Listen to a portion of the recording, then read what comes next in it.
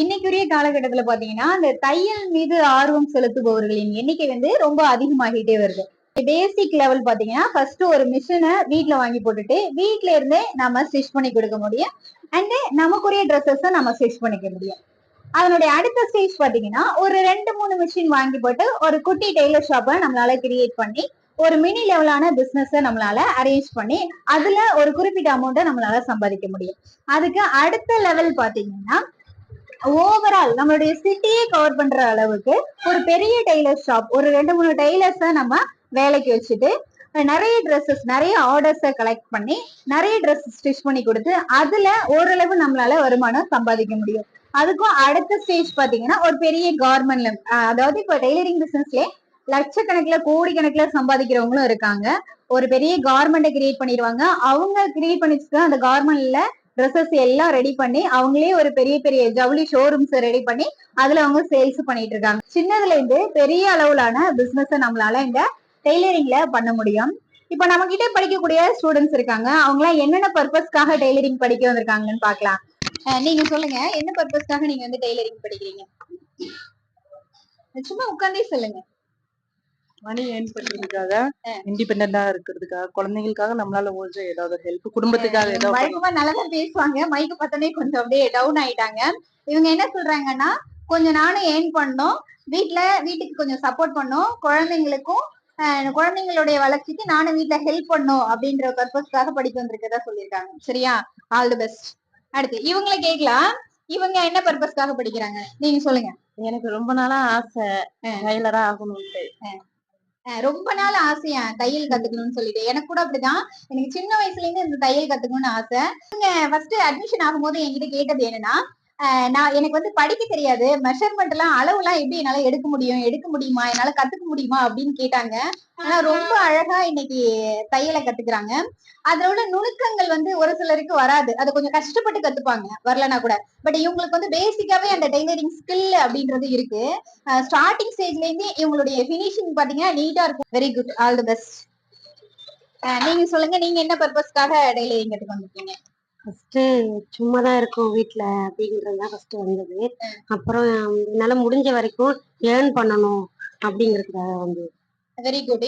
இவங்களும் என்ன சொல்றாங்கன்னா, என்னால முடிஞ்ச வரைக்கு நான் வீட்டுல ஃபேமிலியையும் பாத்துக்கிட்டு வீட்டுக்கு சப்போர்ட் பண்ணும், ஓரளவு இன்கம் நான் ஏர்ன் பண்ணும் அப்படின்ற பர்பஸ்க்காக படிக்க வரேன்னு சொல்லியிருக்காங்க.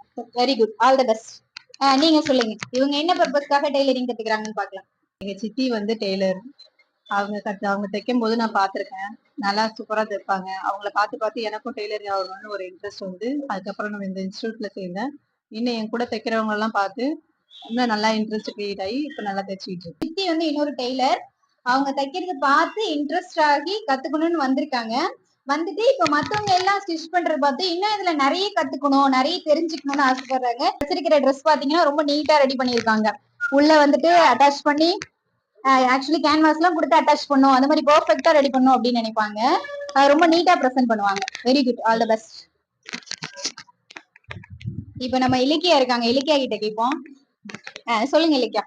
நான் ஒரு வாட்டியும் ட்ரெஸ் வாங்கும் போதும் என் குழந்தைங்களோட ட்ரெஸ் வந்து விட்டு போகும் போதும் இந்த டெய்லர் ஷாப்பு போய் நம்ம குடுக்குற மாதிரி இருந்துச்சு. அப்போதைக்கு ஏன் நம்ம ஸ்டிச் பண்ண கத்துக்க கூடாது, கத்துக்கிட்டா நம்ம ஓன் துணியை வந்து நம்ம ஸ்டிச் பண்ணிக்கலாமே அப்படின்ற ஐடியாலதான் வந்தது. இவங்க இப்ப என்ன சொல்ல வர்றாங்கன்னா, டெய்லர் ஷாப்புக்கு நான் ஹஸ்பண்ட் சம்பாதிக்கிற பணம் வந்து நான் டெய்லர் ஷாப்ல கொடுத்தே வீணா போகுது, அந்த அமௌண்ட்டை நான் சேவ் பண்ணணும், அதனால நானே கட்டிக்கிட்டா அந்த அமௌண்ட் என்னால மிச்சப்படுத்த முடியும் பண்றதோட நம்மளும் கத்துக்கிறோம்ல மேம். எல்லாமே ஒரு ஸ்கில் இருக்கு, நம்ம ஏன் அதை வேஸ்ட் பண்ணும். ஆக்சுவலா நான் பிஎட் முடிச்சிருக்கேன், என்னால வெளிலையும் போக முடியல, பசங்களா பாத்துக்குவோம். இப்ப இவங்களை பாருங்களேன், இவங்க வந்து பிஎட் முடிச்சு டெய்லரிங் கத்துக்கிறாங்க. நம்ம கிட்ட வந்து பிடெக் முடிச்சவங்க ஸ்டூடெண்ட்ஸ் படிச்சிருக்காங்க, இன்ஜினியரிங் படிச்ச ஸ்டூடெண்ட்ஸ் படிச்சிருக்காங்க, பிஎட் டிகிரி ஹோல்டர்ஸ் நிறைய பேர் படிச்சிருக்காங்க. இன்றைய காலகட்டத்துல இந்த டெய்லரிங் தையல் தொழிலுடைய வேல்யூ வந்து அதிகமாகுது, அதுதான் ரீசன். சொல்லுங்க. அதுதான் இருக்கிற டைம் ஸ்கூல் அனுப்புனதுக்கு அப்புறம் இருக்கிற டைம் ஏன் வேஸ்ட் பண்ணணும், நம்ம கத்துக்கலாம் அப்படின்னு சொல்லி ஆர்வம். Very good. ஸ்கூல் அனுப்பிட்டு நான் பிள்ளைங்க எல்லாம் ஸ்கூலுக்கு அனுப்பிட்டு ஃப்ரீயா தான் இருக்கேன், அந்த டைமை வேஸ்ட் பண்ணாம நான் ஏதோ ஒரு ஸ்கில்ல கத்துக்கணும்னு நினைச்சேன், அதனால டெய்லரிங் சூஸ் பண்ணுன்னு சொல்றாங்க. Very good, all the best. சொல்லுங்க கனகா. எனக்கு சின்ன வயசுல இருந்து தையல் கத்துக்கணும்னு ஆசை. அது அப்பனா முடியல. அப்புறம் மேரேஜ் ஆன பிறகு ஹஸ்பண்ட் கேட்டா அவங்க வந்து சேர்த்து விட்டாங்க. அப்புறம் என்னோட ட்ரெஸ்ஸை நானே தச்சுக்கணும்னு எனக்கு ஒரு ஆசை வந்தது. அது சேர்த்துதான் நான் தையல் கத்துக்கிட்டேன். இப்ப கத்திட்டு அடுத்து என்ன பண்ண போறீங்க? வீட்ல இருந்தே தச்சு வீட்ல இருந்து தச்சு கொடுக்க போறீங்க உங்க கஸ்டமர்ஸ். ஆஹ் இப்ப இவங்க என்ன சொல்லணும்னா என்ன மாதிரி தான் இவங்களுக்கும் சின்னதுல இருந்து இந்த தையல் மேல ஒரு ஆசை ஆர்வம் இருந்திருக்கு. அதனால இவங்க கத்துக்கு வந்திருக்காங்க. ஸ்டார்டேஜ் ஆன பிறகு இவங்களுடைய ஹஸ்பண்டோட சப்போர்ட்டோட இவங்க ஹஸ்பண்ட் சேர்த்துக்கிட்டு வந்து படிக்கிறாங்க. Very good very good. இந்த மாதிரி கணவன்மார்கள் இருக்கும்போது நம்மள மாதிரி பெண்களுக்கு எந்த கவலையும் இல்ல. ஆல் தி பெஸ்ட்மா. நீங்க வாங்க ரம்யா, நீங்க சொல்லுங்க, நீங்க எதுக்காக டெய்லரிங் படிக்கிறீங்க? டைலரிங் ஃபர்ஸ்ட் இன்ட்ரெஸ்ட் இல்லைன்னா அம்மா தான் போய் கத்துக்கோ, அவனோட ஃபியூச்சருக்கு யூஸ் ஆகும், நீ வீட்ல என்ன பண்ண போற அப்படின்னு. அப்புறம் அவங்க வந்து இங்க வந்ததுக்கு அப்புறம் தான் ஒரு இன்ட்ரெஸ்ட் எடுத்து நான் தைக்கிறேம்மா. இப்ப தச்சு நான் இப்ப பிடிச்சிருச்சா ஓரளவு? பிடிச்சிருக்கேன். இப்ப இவங்க என்ன சொல்ல வராங்கன்னா தையல்ல இன்ட்ரெஸ்ட் இல்லையா, பட் இவங்க அம்மா அனுப்புனாங்களா உனக்குன்னு ஒரு கைத்தொழில் வேணும், அதனால நீ வந்து தையல கத்துக்கோ அப்படின்னு சொன்னாங்களா. ஆக்சுவலி பாத்தீங்கன்னா இவங்களுக்கு வீட்ல கொஞ்சம் ஹஸ்பண்ட் சைடு சப்போர்ட் வந்து கொஞ்சம் கம்மி. சோ இவங்க தான் வந்து ஃபேமிலியை ரன் பண்ணும் அப்படின்ற ஒரு சுச்சுவேஷன்ல இருக்காங்க. சோ அதுக்காக இவங்க இந்த தையலை கத்துக்கிட்டு அதன் மூலமா ஒரு பிசினஸ் ரன் பண்ணும் அப்படின்னு நினைக்கிறாங்க. அதுதானே? வெரி குட்மா, ஆல் தி பெஸ்ட். நீங்க வாங்க.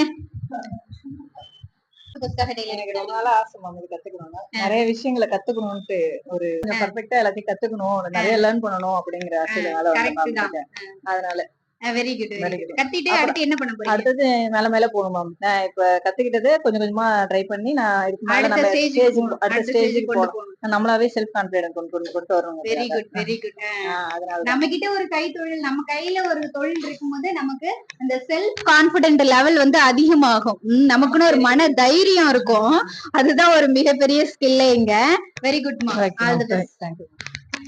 இப்ப நம்மளுடைய ஸ்டூடெண்ட்ஸ் எல்லாம் பேசுனத பாத்தீங்க, என்னென்ன பர்பஸ்க்காக அவங்க டைலரிங் கத்துக்கிறாங்க அப்படின்றத சொன்னாங்க.